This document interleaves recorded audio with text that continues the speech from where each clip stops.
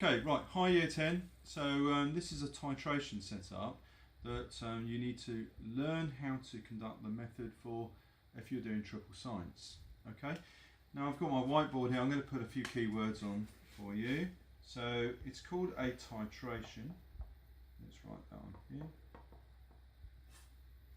Okay, and basically it involves measuring very accurately volumes of liquids to react together, and those two volumes of liquids are an acid and an alkali. Okay, right, now we do this by using a couple of pretty expensive pieces of glassware, which unfortunately you're not going to be able to use until you are down here in chemistry. This is a burette. Okay, I'll write that on the board a little bit later. And burette here, unusually with a lot of apparatus, mostly you're used to measuring volumes from the bottom up. So 0 would be on the bottom and the higher number would be on the top. But in this case with burette, it's around the other way. So the 0 is on the top, and we have 50 on the bottom, and we have a tap here at the bottom. I don't know if we can see the tap. This is videoing for me. And on the tap here, you'll notice if it's in a down position like this, it's on, and when you turn it horizontally like this, it's off. Okay, so I'm going to leave it off for now. Generally in the burette we'll put the acid, okay, but we could put the alkali in there as well, but for today we're going to put the acid, and we're going to pour hydrochloric acid in. So let's make that our first task. Now some of you are going to find this quite a daunting thing to do because it's going to be really high up, and you certainly don't want to pour acid on yourself and tip. So I would always advise lifting the whole apparatus onto the floor. I'm going to go around here so you can see. Okay, and then we can pour in the acid from floor level. Okay, and let's just pour it in nice and slowly, and we'll see that the acid would rise up the burette. Now we don't need to go all the way to 0, so long as we know where we've got to, that's fine. So I'm going to try and get fairly close to 0.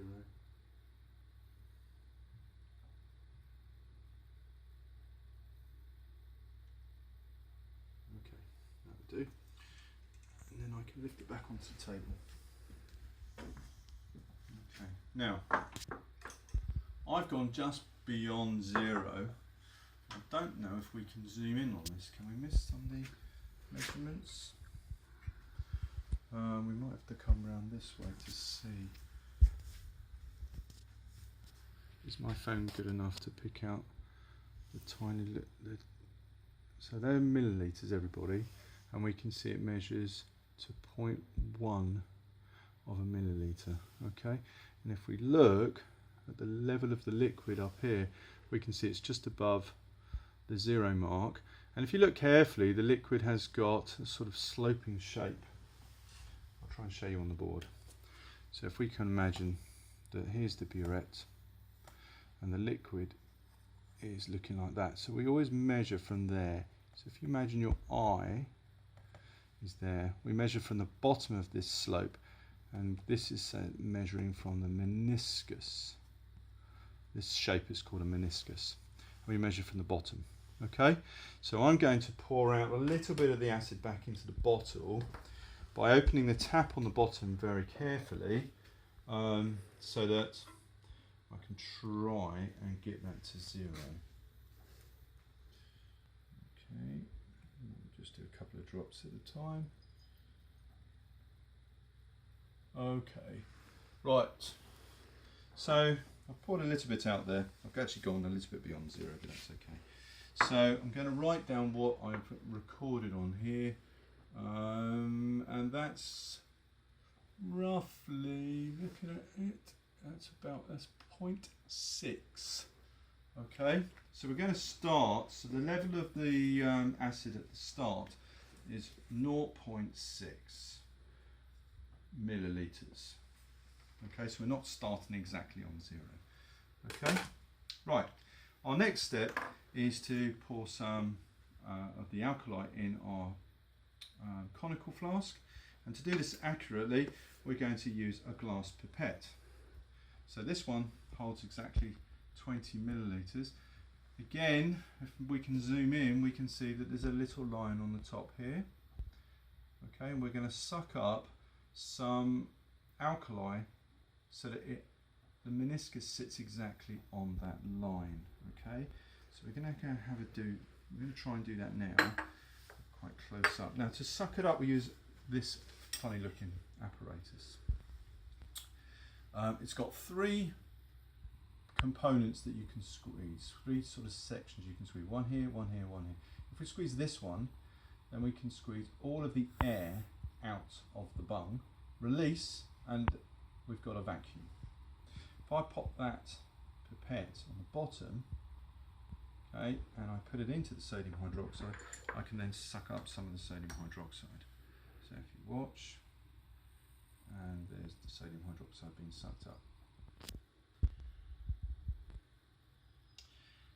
So I'm going to suck that up. I'm going to go beyond the line I'm aiming for here, so that I can release some back out. And it will shoot up a little bit there, so just be a bit careful that I don't need to. There we go. Just go a bit beyond the line. And I'm going to quickly remove and put my thumb over the top to stop the liquid pouring out. There we go. Now, if Miss can zoom in, we can see that we've got a meniscus up there. Does the zoom work on my phone? Yep. Okay, super. So I'm gradually going to lift my thumb. Just going to angle it off like this. And gradually let the liquid out so that it sits on the meniscus. It's very hard to do for the camera because normally I would crouch down and have a look. That's just beyond the meniscus. It's not perfect. If you were to do this yourselves, or if I was to do it and look close up, I would have it sitting on the meniscus. So that's going to go inside my conical flask there now. Okay. Just takes a little while to pour out. So that's the alkali, and the alkali we're using today is sodium hydroxide, and the acid we are using is hydrochloric acid. And so when I get the two to react together, it's basically a base acid reaction, and we'll form a salt, which will be sodium chloride, and we will form water. Okay. So let's pour that in there. Let's pop that back there. Okay. Now, of course, if we're in class, I would ask you, how would I know when these two have reacted together, when the acid and the alkali have reacted together? And I would hope that some of you would say, well, you need to use an indicator, because the indicator will tell you when the reaction has completed. You are probably only aware so far of one indicator, and that's universal. I have some others here, but we'll start with universal today, so that it's something that you are familiar with. So I'm going to just put a few drops in, and there we go. And we can see, if I swirl it around, we've got a blue colour, and that's because that's the alkali. Okay. If I pour some of the acid in, just a little bit of the acid, if we zoom in, we might notice that when the acid hits the alkali, it changes colour. There you go. Did you see that pink colour where it pours in? And I'm looking for it to react with it. Now at the moment, it's still predominantly alkaline there, so it's still blue colour, but gradually as I pour more and more acid in, the acid will react with the alkali and change colour. You can see the pink colour where the acid gets poured in. If we keep adding this, and we're looking obviously for a green colour to show that it has neutralised.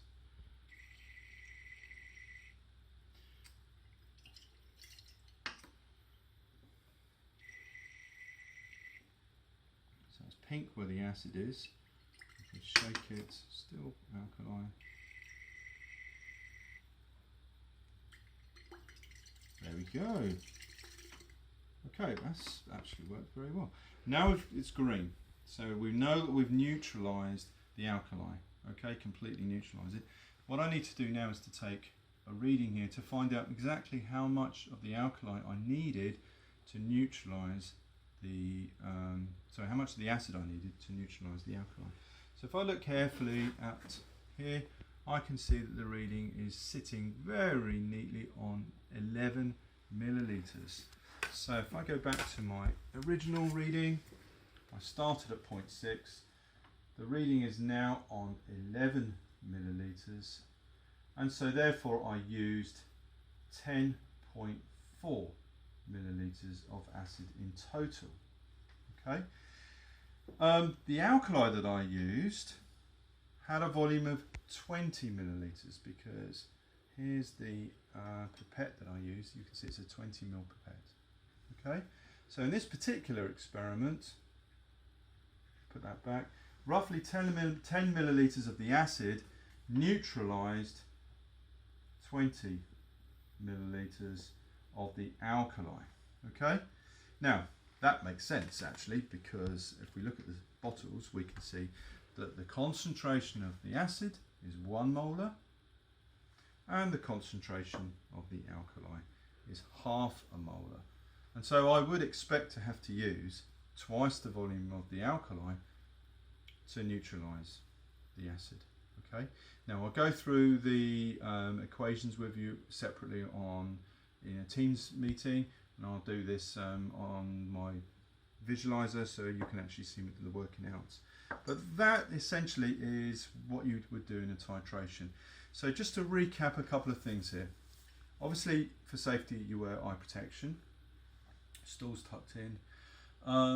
The first thing you want to do is to pour the acid into the burette, making sure that the tap is off. Okay, you're going to need to use a funnel to do that, and you might not want to do that on the table, because if you're not very tall, that's a long way to pour acid, and if any spillages, and it's going to go over you. So all you need to do is, as I said before, is lift this onto the floor and then pour your acid through the funnel up to as close as you can to get to 0 as possible, and then return this to the table. Okay, that's the safest way to do it. Okay, keeping an eye out for other people in the room. Once you've done that, you can then put your indicator into the conical flask, and if you're using universal indicator, then that's going to give you a range of colours depending on whether it's acid or whether it's alkali or whether it's neutral. Okay, the alkali gets poured into the conical flask. I've used 20 millilitres, but some of these other glass pipettes have got different volumes, okay, ranging from 10 to 15 to 25, okay, but 20 is pretty standard. Okay, once that gets poured in here, you can then put the indicator in, or you could put the indicator in first, as I said earlier. It doesn't really matter. And then very carefully you pour the acid in to find what volume of acid is required to neutralise the alkali. Now, the first time you pour the acid in, the likelihood is that you'll put too much acid in. If I run the experiment on, we'll see what happens if I put too much acid in. Okay, it goes pink and it stays pink. Okay, so now I've put too much acid in. So normally when you do a titration, you do more than one.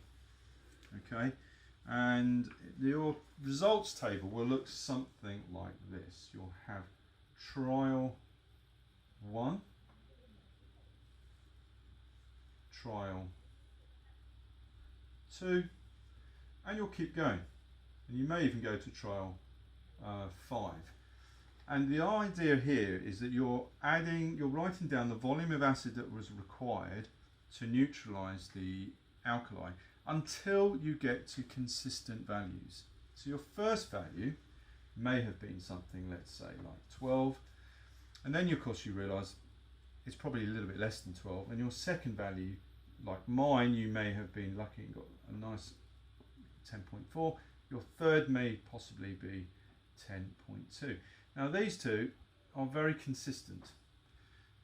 All right, so a third value close to those two would be a nice result, and then we could use those three, I'm assuming I've got another result here, to work out an overall average, and we would discount the 12. All right, so the first trial is almost like a rough run, just to get an idea of how much acid is required to neutralise the alkali, or vice versa if the alkali is in the burette. Okay, last thing, the words. A couple of key words here. We've mentioned titration. Let's name some of the apparatus here. So this is a burette, this tall piece of glassware here, and the spelling of burette is as so. So that's the burette. And then of course we also used a glass pipette. Okay, the little rubber thing, I'm quite happy for you to call that a plunger. I'll see if I can find a specific term when we have our Teams meeting. Okay, thank you very much.